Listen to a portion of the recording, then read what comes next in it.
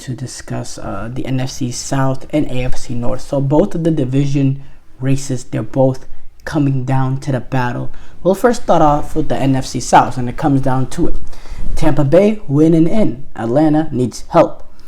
And I think both teams have shown certain weaknesses this season. We'll go first to Tampa Bay.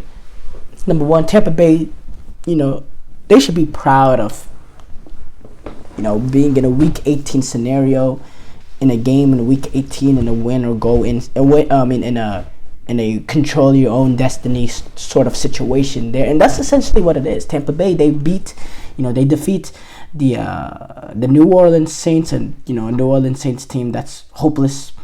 They defeat them. They're in the playoffs, and it's simple. And if you look at what Tampa Bay has done this season, the injuries that they faced, that a game against Baltimore where it seemed like everything collapsed, how they came back after that. They went on to even lose another game a few games after that, and then go on this little bit of a run. You drop a game to the Cowboys that you're not supposed to drop as well, and then they end up getting a little bit of help from Washington in defeating Atlanta, and then tilts the pendulum back into them in terms of controlling their own destiny. Look, you should be.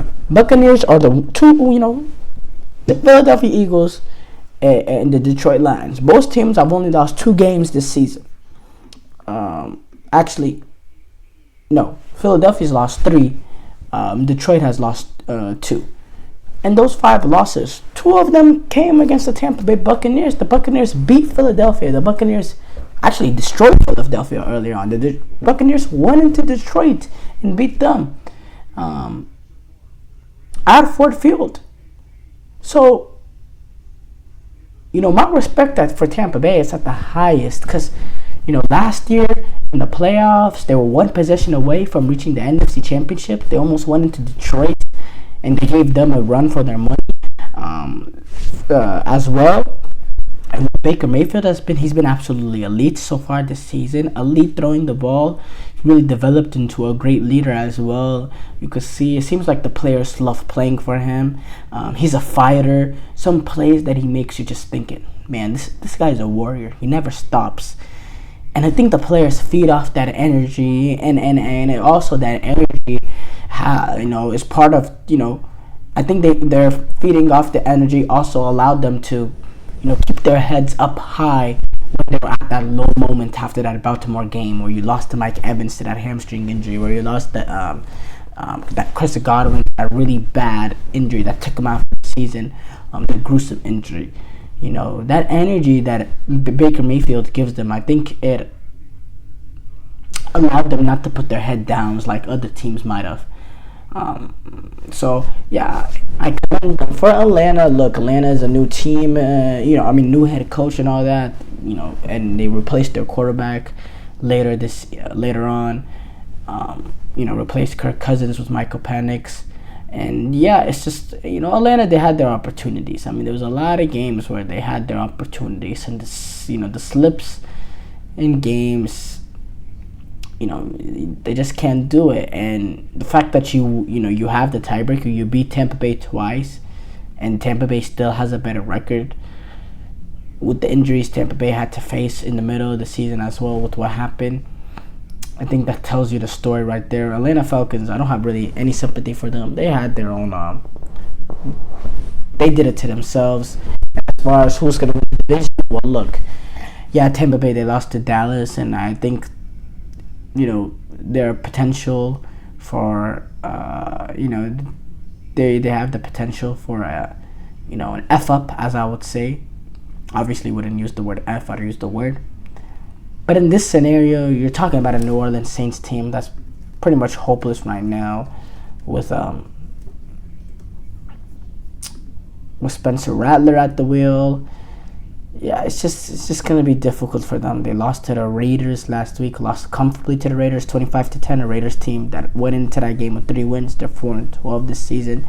The week before that, they were the first team this season, and I think probably the only team this season that's been shut out. They were shut out by Green Bay 34-0. Keep in mind, this was at the Superdome as well. Just got completely dominated.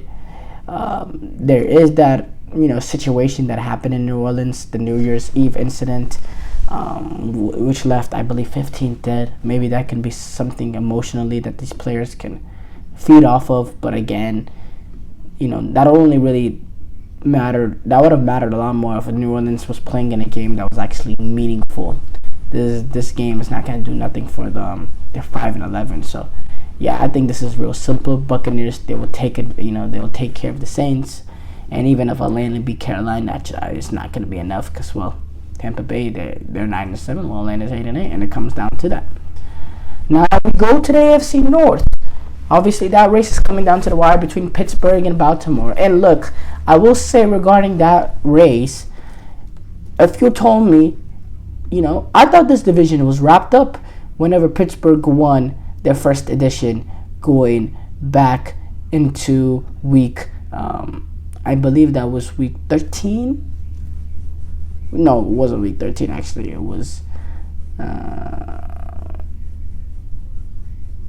was that week 13? No, I think that was week 11. Yeah, I think it was week 11. I think it was week 11.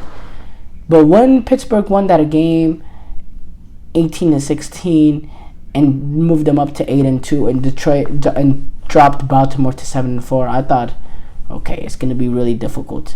And then when the Ravens dropped that game as well to Philadelphia, to go down 8-5, I believe at that point Pittsburgh was 10-3. 10-3, or I think 10-4 actually. 10-4. I thought, Baltimore, they're in trouble. And well, Pittsburgh has lost the last 3, and now Baltimore suddenly find themselves in a situation, win, and you win the division. And I think they will win because they're taking on the Browns. And Browns, they played some hard football, good football when Jameis Winston is at the wheel. But they now went with Dorian Thompson-Robinson. I think there's a little bit of tanking going on there, I have to say. I don't understand that decision. I thought Jameis Winston gave them the best chance to win. Jameis Winston does have, the unpredictability with the turnovers, but I'm talking any given Sunday, Cleveland Browns truly wanted to win this game at Baltimore, they would be starting Jameis Winston. Let's be for real. They would be starting Jameis Winston, and they're not. So I'm going to go with Baltimore. Clear cut out there. Lamar's been great this season. Derrick Henry has been unstoppable as well. This Ravens offense has been so good.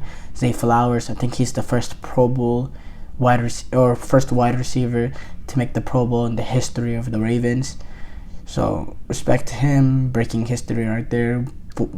Breaking barriers, and yeah, I'm definitely gonna favor Baltimore to win that division. Obviously, I just think it's a little bit of a bridge too far for Pittsburgh. And Pittsburgh, by the way, even if Ravens were to drop that game to the Browns, they have a difficult game that night against Cincinnati. Cincinnati is not going to be any pushover. This is a Cincinnati team battling. They're not going to know at that point. This is going to be a full strength, full fight, or it was always going to be full strength, but this is going to be a full fight from Cincinnati, and the fact that they're not going to know if they're eliminated by then. That game is going to be played on Saturday, with the Miami game and the Denver game going to be on a Sunday. So again, it's a completely different situation now. Yeah, I'm looking forward to it. I'm going to favor Baltimore though.